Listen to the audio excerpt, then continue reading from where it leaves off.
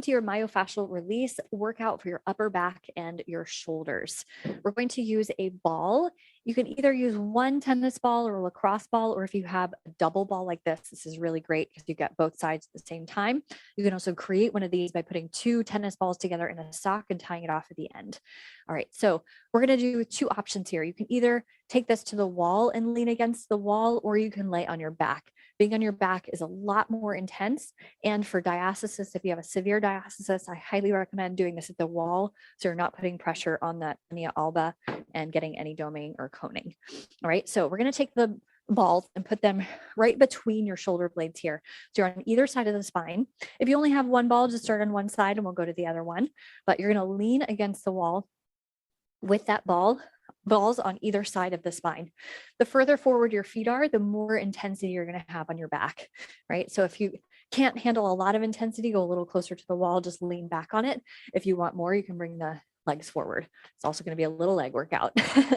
So keep your ribs over your hips. We're going to glide all the way down your back and then all the way back up. So you're sliding from the top of your shoulder blades down to about your mid back. So just below your bra line. We don't want to go much lower than that because we don't want to press into the floating ribs at the bottom of the rib cage.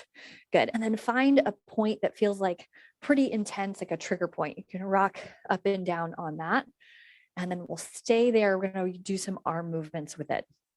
Bring the arms right in front of the shoulders, all the way overhead, and then back down.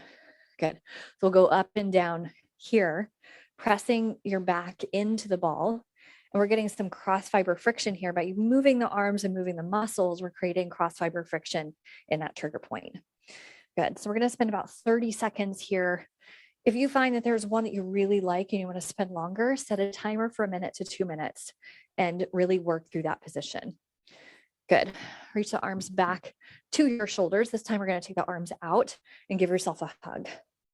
And out and give yourself a hug. Good. Keep going here. Again, finding that cross fiber friction. And if you want more intensity, you'd like to do this on your back, you're more than welcome to. Just make sure that when you're on your back, that you're not creating any doming or coning. Good. All right. Then from here, we're going to take the arms out, drop them down right in front of your chest, reach one arm up, one arm down, and cross over. So actually bringing them down across.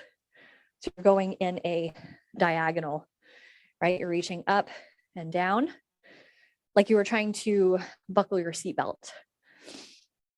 Good. And then we'll switch sides. So other arm up and crisscross over. Like a low hug around your rib cage, around your lower back. Good.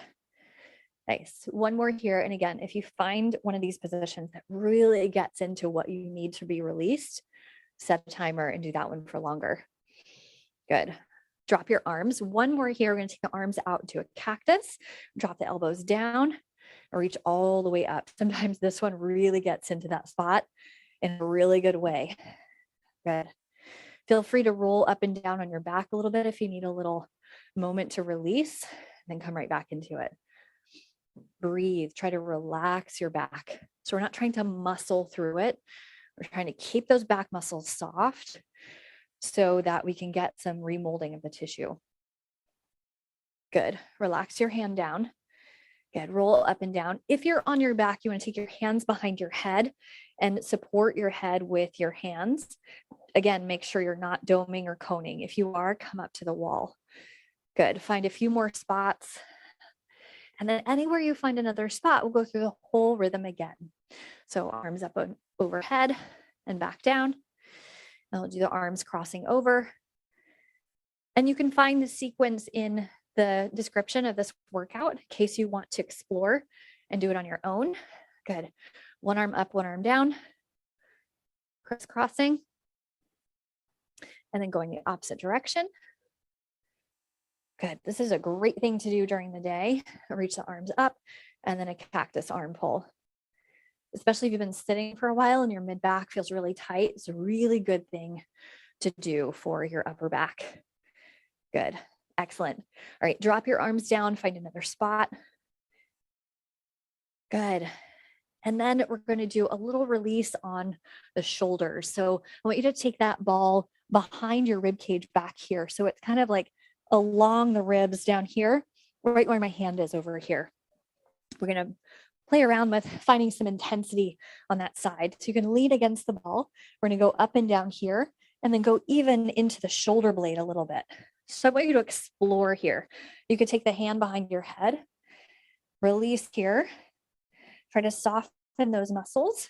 So that ball is right here. It's kind of right in the back of the shoulder. And then explore all in here in this whole shoulder complex, because your mid back is attached to your shoulder. So it's important that we release all these muscles back here so that we get full range of being able to move our shoulder blade off of our back. Good. So keep going there. Again, you can set a timer for 1 minute to 2 minutes. Really work in there. If you find a spot, you can contract onto it and then release into it. But I really want you to think about releasing those muscles over the ball. If those muscles get tight, you're missing a lot of the benefit of this myofascial release. Good. All right. It's going to feel pretty intense. It's like one of those places that you don't realize until you stick something in it. And then you're like, oh, there it is. Good. And then come back to the center.